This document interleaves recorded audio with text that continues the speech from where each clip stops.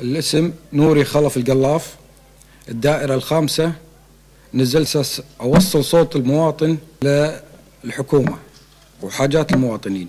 أهم شيء عندي أنا التنمية الشاملة، التنمية الاجتماعية والتنمية الاقتصادية. من الناحية السياسية حماية الدستور والوحدة الوطنية والإصلاح الإداري.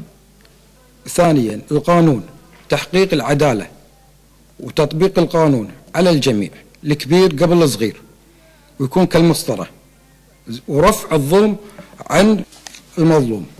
اجتماعيا تعزيز حقوق المرأة ودورها في تنمية المجتمع، واستثمار طاقات الشباب في تنمية وتحقيق نهوض البلاد. اقتصاديا دعم القطاع الخاص وتحويل الكويت لدولة اقتصادية إقليمية جاذبة للاستثمار الدولي من المطارات والموانئ. وهذا باختصار جدولي الانتخابي، والله يوفق الجميع، وإن شاء الله يشوفكم بالانتخابات. جزاكم الله خير.